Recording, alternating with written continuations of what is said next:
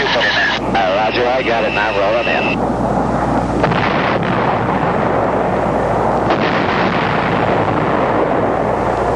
The forward air controllers live and work with the Vietnamese and with U.S. ground forces in the field. They become thoroughly familiar with the local people and with the countryside in their assigned area. They fly daily reconnaissance missions, and they direct airstrikes from first-hand knowledge of the conditions that exist under the screen of jungle foliage. So accurate is their guidance that hard-pressed ground commanders often ask for airstrikes within mere yards of their own lines.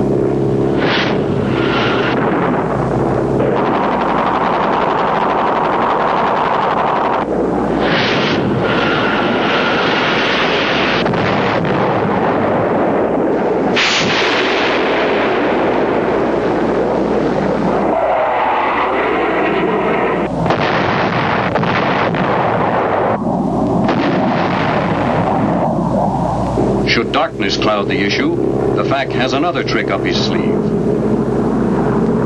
He calls for a flare mission, and within minutes, help is on the way.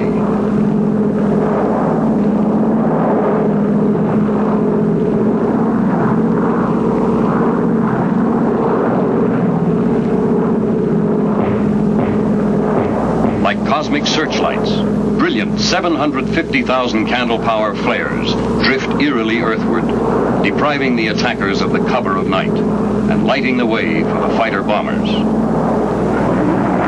The giant B-52 has also been used effectively against Viet Cong troop and supply strongholds throughout South Vietnam.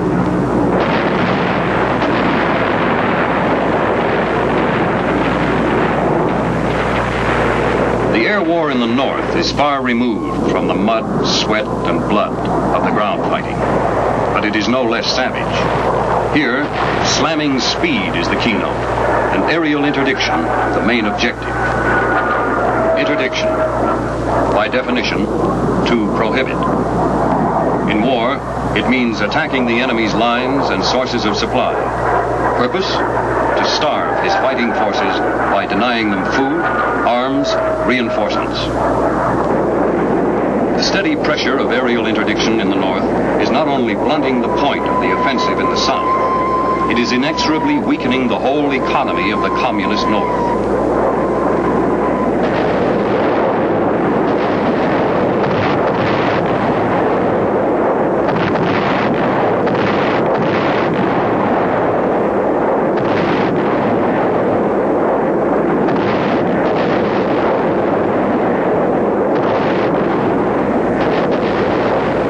Force fighters and bombers are logging thousands of strike sorties each month, dropping thousands of tons of bombs on bridges, ferries, roads, railway lines, highways and tunnels, troop staging areas, munition depots, missile sites, fuel storage depots, and many other strategic targets. On June 29, 1966, the shape of the war in the north assumed a new dimension. The long arm of U.S. air power reached into the very heart of communist North Vietnam when U.S. Air Force planes delivered a message from the free nations supporting the cause of the beleaguered South Vietnamese. The message echoed the words of our president. Quote,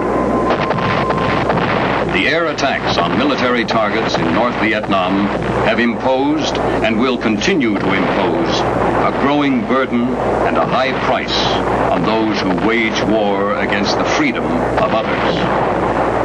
Our purpose is to convince North Vietnam that this kind of aggression is too costly and cannot succeed. Until the day they decide to end this aggression and to make an honorable peace, we will carry on." End quote. Modern air power accuracy makes pinpoint bombing of military targets possible. It makes possible the wrecking of the Red War machine and the strangling of the communist economy. The President has left no doubt in the minds of friend or enemy that the new pattern of persuasion will continue until the North Vietnamese come to the conference table. The United States Air Force, Navy, Army, and Marine Corps are investing their power, experience, and determination behind this objective. It is answering the communist challenge in the only way the ruthless enemy can understand, by setting an intolerable price on his effort to prolong the fight. This is the Air Force contribution to victory in Vietnam.